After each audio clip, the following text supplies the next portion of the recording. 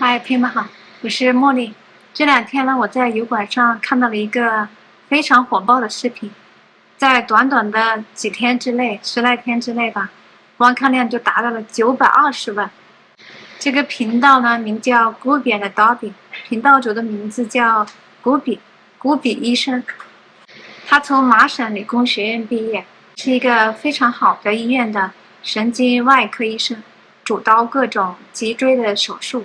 是一个人们眼中妥妥的学霸和成功人士，但是就在不久前，他突然放弃了当外科医生的高薪，在妻子的支持下，依然决定辞职，选择休息，选择躺平一段时间。他为什么会突然做出这样的决定呢？这究竟是怎么一回事呢？在这个视频火爆之前，他的频道刚刚开通了不到2个月，粉丝数呢也不到500个。是一个非常小的频道，主要是分享他和他的狗多比漫步在美丽的自然风光中的视频，主打的是白噪音疗愈视频。这个火爆的视频发布2周之后，观看量迅速的攀升到920万左右，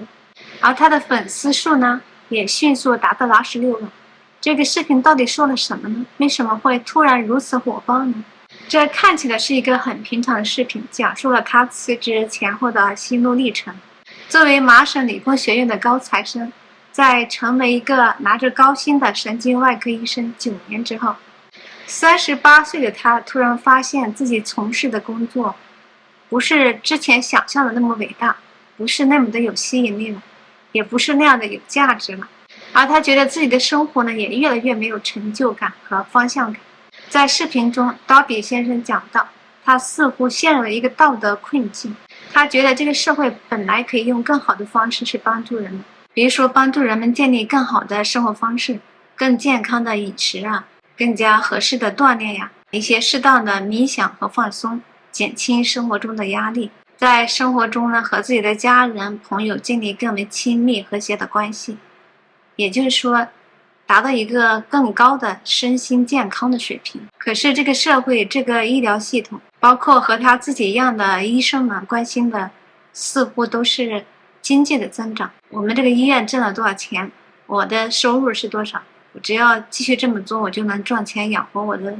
家人和我自己。没有人去考虑这个整体的社会应该怎么运行。他感觉他和他的同事们就像一个修补匠，就比如说有一栋房子常年失修，屋顶漏水，但是作为修补匠的他们不是去修补正在漏水的屋顶，而是去把这个房子的外墙刷上非常漂亮的漆，或者是把这个隔热层再换一换，或者是把屋里的这个地板换一下，去做一些无关痛痒的事情，一些皮毛的事情，而没有真正的解决这个屋子漏水的问题。他觉得作为医生，他确实帮病人做了一些事情，帮病人解决了一些脊椎的问题，这等于是修复了身体的一些次要的部分，但是呢，没有去关心这个病人整体的身心的状况。他感觉到自己的工作越来越没有意义，好像一切都是为了钱。所以时间一长，他就感觉自己陷入了无助和迷茫之中，他感觉自己的生活已经没有了方向，而且也感觉自己的工作没有意义，所以他感觉到越来越痛苦，不愿意再把自己的生命浪费在这种无意义的工作之上。但是更要命的是，当他跟他的同事朋友聊起这个想法的时候，大家都觉得他非常的疯狂，觉得他的想法不可理喻，没有人能理解他，所以他感觉到自己非常非常的孤独。所以各种这种情感交织在一起，让他觉得痛不欲生。他本来可以继续做医生，拿着丰厚的报酬一直到退休，那他和他的家人都可以过一种非常体面、非常舒适的生活。但是他是如此的痛苦，如此的煎熬，他觉得自己不能再继续下去了。他觉得自己再这么干下去，根本就熬不到60岁就会死掉。由于身心的煎熬，他的体重很快增加了40磅。他觉得自己的生命不能这么继续浪费下去了，应该做出改变，应该去做更为有意义的事情。虽然他还不知道下一步的打算是什么，他还没有计划，不知道辞职之后自己会干什么。他没有小孩，他的妻子呢之前也一直没有工作，所以呢应该说家庭还是有一些经济的负担的。所以他就跟他的妻子商量说，我能不能把这个全职的工作换成兼职的，就是每个月做几台手术可以维持我们基本的生活水平。他的妻子非常理解他，跟他说，我们也存了一些钱，虽然还不足以让我们退休，但是也可以生活几年时间了，那你还不如直接辞职休整一下吧。所以在得到妻子的支持之后呢，他就跟医院提出了说9个月之内我就会辞职。在医院找到了替代他的医生之后，他就马上辞职。辞职之后呢，他感觉自己睡得更香了，吃的也更好了，而且和家人和自己的狗也有更多的时间相处。他还经常带着他的狗徜徉于山水之间，他的身体状况也越来越好。他越来越感觉到在人生的至暗时刻做一个好的调整是多么的重要。他也想把这种力量传达出去，传达给其他的人，帮助其他人，所以他就创建了这个 YouTube 频道 Gooby and Dobby，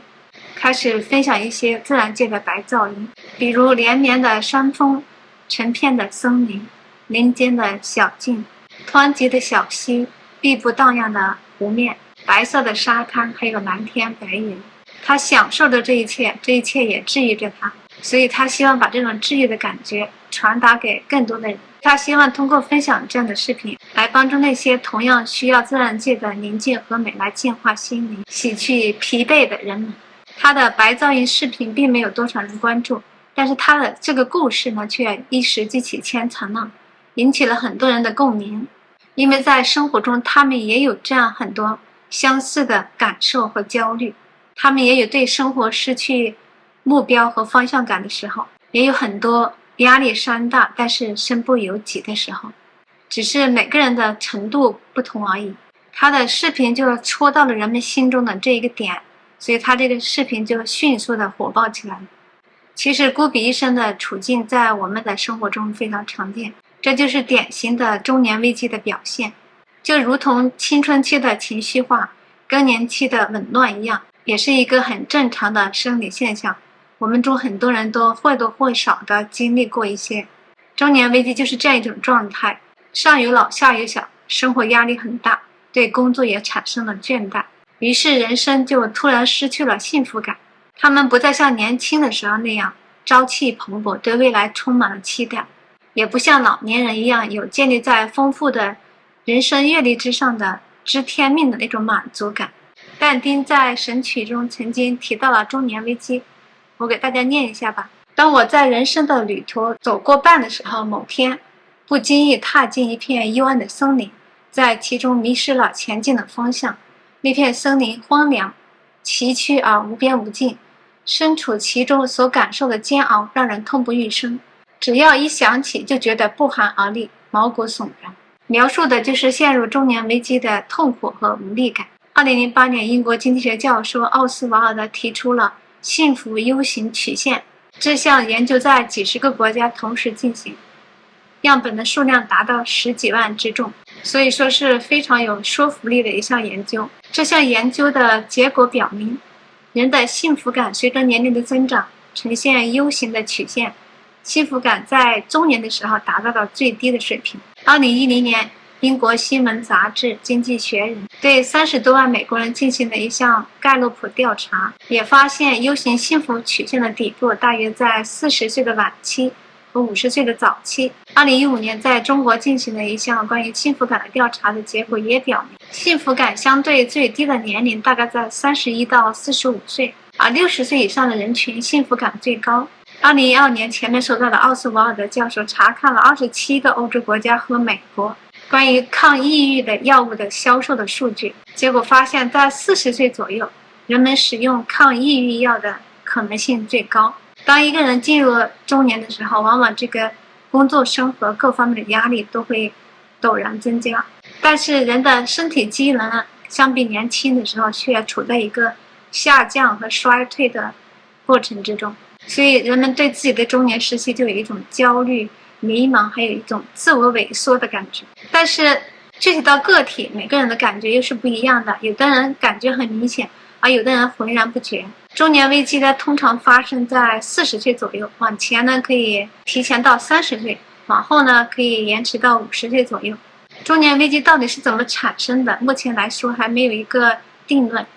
这个成因非常的复杂。即使是一些在外人看来顺风顺水、家庭美满、名利双收的人，也会经历中年危机。我们也经常听说不少成功人士罹患了抑郁症，这其实也是中年危机的一种表现。比如说，香港巨星张国荣在46岁的时候选择离开人世，就是因为罹患抑郁症，令人非常非常的惋惜。2023年，著名的歌星李玟也因为同样的原因离开了人世，所以这都是让我们扼腕叹息的一种情况。很多人都可能遇到中年危机，有的人严重，有的人轻微。这个时候呢，就要学会和自己和解，对自己的要求不要太高。钱赚的不够多，那就够用就行了。人生中的目标没有达到，工作中遇到瓶颈，很多事情不是自己一人之力就能达到的，就顺其自然吧。不能给孩子提供更好的生活条件，那就先不提供吧。我们小时候不也是过得很苦吗？父母不能接到身边孝顺，那就再等几年吧。前面提到的这个郭比医生，他其实也是遭遇了中年危机。如果他没有及时辞职，继续那么下去的话，他很可能也会得抑郁症。因为我感觉他已经有了一些抑郁的症状，比如说睡不好觉、心情郁闷、体重暴增等等，这些都是抑郁症的一些表现。幸运的是，他有一个通情达理的妻子支持他，让他得以辞职休整，重新审视自己的生活，积蓄能量，重新出发。这次他的 YouTube 频道突然爆火，这也在无意之中给他提供了一个途径，他可以接着做自己想做的事情，同时还能够养活自己和家人，所以他是很幸运的。如果说有一天中年危机也来敲你的门，你会怎么做呢？或者说，如果你曾经经历过类似的中年危机，你是怎样度过来的呢？欢迎大家在视频下方留言讨论，同时也请大家支持我的频道，点赞、订阅、转发，谢谢大家。